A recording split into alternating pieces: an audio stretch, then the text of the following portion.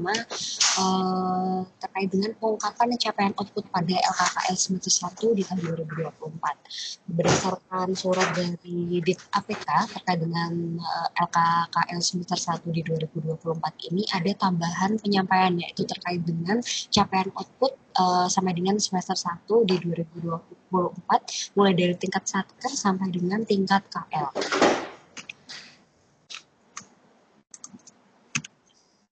Jadi pertama kita refreshment terkait dengan siklus APBN terlebih dahulu. Jadi untuk siklus APBN sendiri itu ada beberapa tahap yang dimulai dari tahap perencanaan dan penganggaran, yaitu dilakukan pada Hamin 1 tahun dari suatu tahun anggaran, misalnya di tahun 2025 berarti untuk perencanaan dan penganggarannya sudah dilakukan di tahun 2024 sekarang ini. Lalu selanjutnya adalah proses penetapan APBN, lalu proses pelaksanaan APBN, lalu proses pencatatan dan pelaporan APBN, dan yang terakhir adalah proses pertanggungjawaban APBN yang dilakukan di 1 tahun setelah APBN tersebut berjalan. Jadi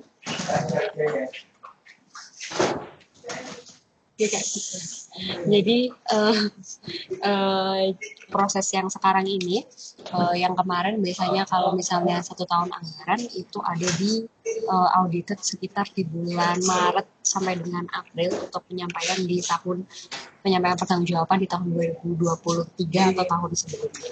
Untuk prosesnya kurang lebih setiap tahun dengan siklus seperti itu. Selanjutnya lebih detail lagi pada proses pertanggungjawaban pengelolaan keuangan negara. Jadi kan pengelolaan keuangan negara itu mencakup terkait dengan perencanaan, penguasaan, penggunaan, pengawasan sampai dengan pertanggungjawaban. Di mana pertanggungjawaban pengelolaan keuangan negara ini merupakan kegiatan melaporkan capaian dari apa yang direncanakan dan menanggung akibat atas tindakan atau keputusan yang diambil sebelumnya. Nah, untuk perencanaan sendiri, seperti dilihat pada bagannya ini ya, kurang lebihnya seperti ini. Perencanaan itu dimulai dari penyusunan RPJP, rencana pembangunan jangka panjang dan menengah. Untuk jangka panjangnya dalam durasi 20 tahun ke depan, untuk jangka menengahnya dalam durasi 5 tahun ke depan, lalu dilanjutkan dengan menyusun rencana strategi masing-masing KL dalam setiap 5 tahun, lalu menyusun RPJMD, itu bisa daerah, dalam kurun waktu 5 tahun, menyusun RKP, rencana kerja pembangunan dalam kurun waktu 1 tahun, menyusun rencana kerja masing-masing KL, dan menyusun rencana kerja pada daerah untuk APBD. Jadi APBN ini mempunyai beberapa fungsi: otorisasi, perencanaan, pengawasan, alokasi, distribusi, dan stabilisasi, di mana pada perencanaan ini dia melaksanakan fungsi otorisasi dan perencanaan. Selanjutnya, setelah perencanaan dilakukan, maka akan melalui proses pelaksanaan sekaligus pengendalian, di mana ini akan menjalankan fungsi pengawasan, alokasi, stabilisasi, dan distribusi. Pada langkah pelaksanaan dan pengendalian ini menghasilkan output, yaitu berupa indikator kinerja kegiatan berupa barang dan jasa, lalu menghasilkan BIPA, SPM atau SP2D berupa belanja, lalu menghasilkan outcome berupa indikator sasaran strategis dan indikator kinerja program.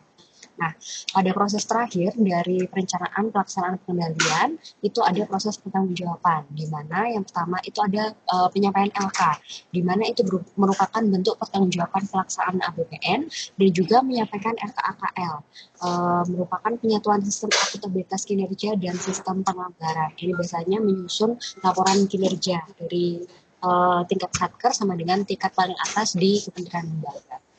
Jadi LK itu disusun dengan sesuai dengan SPI dan SAP, yaitu akuntansi instansi dan akuntansi pemerintahan.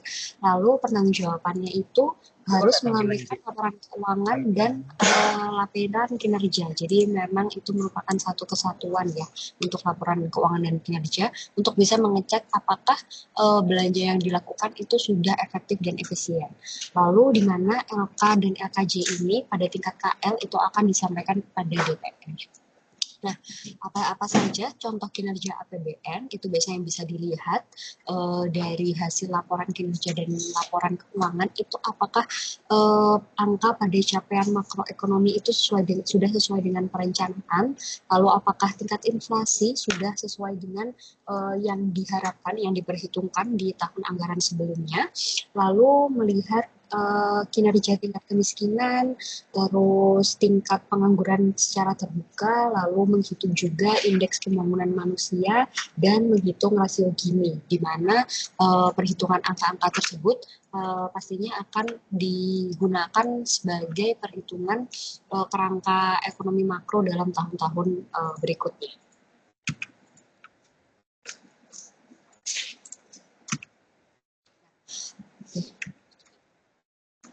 Di mana latar belakang perencanaan ini adalah mewujudkan implementasi dari value of money, value for money, lalu merupakan langkah pertanggungjawaban anggaran yang lebih baik dan digunakan sebagai informasi lainnya yang disampaikan bersamaan dengan pelaporan keuangan untuk mengetahui tingkat efisiensi dan efektivitas belanja pemerintah.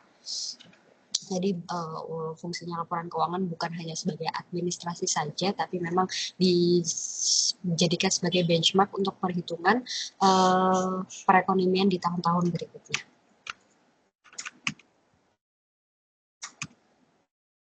Nah, langsung saja melangkah pada pengungkapan capaian output di semester 1 tahun 2024.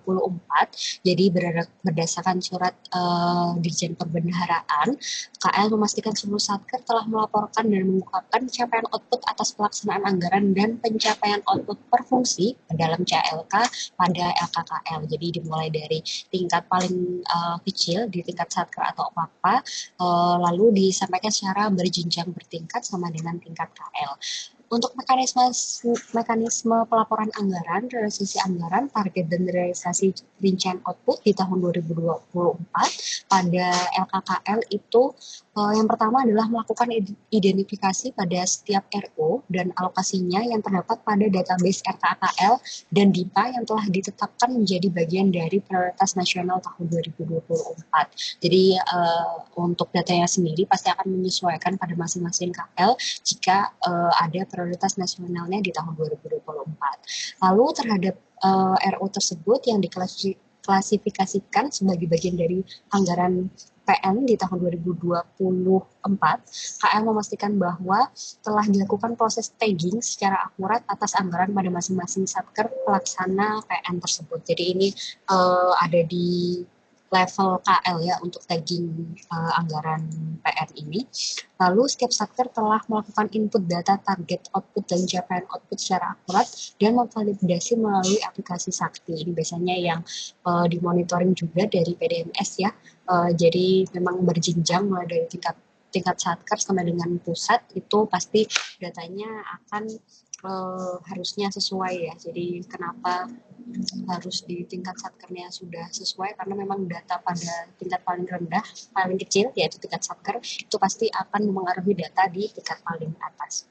Nah, berdasarkan data-data yang telah di-input dan divalidasi, itu akan dijadikan bahan untuk pelaporan dan pengungkapan capaian RO di tahun 2024 pada laporan keuangan secara berjenjang dari tingkat satker sampai dengan tingkat paling atas di KL. Nah, untuk penyusunan belanja pemerintah pusat itu dirinci menurut fungsi, dilakukan melakukan analisis, yaitu mengetahui fungsi-fungsi mana yang menyerap alokasi anggaran paling banyak maupun yang menyerap alokasi anggaran paling sedikit. Jadi dia akan difilter lagi, diurutkan mulai dari penyerapan anggaran paling besar sampai dengan yang paling kecil. Nah, itu sesuai dengan penjelasan UU nomor 17 terkait dengan keuangan negara. Itu ada beberapa klasifikasi fungsi yang dikelompokkan menjadi 11 fungsi ya, sebagai berikut yang ada pada layar. Nah, selanjutnya fungsi-fungsi 11 fungsi ini akan dirinci ke dalam subfungsi program kegiatan. Nah, ini biasanya yang bisa dilihat di aplikasi Sakti yang di FA detail yang 16 digit itu ya. Itu bisa dilihat di situ.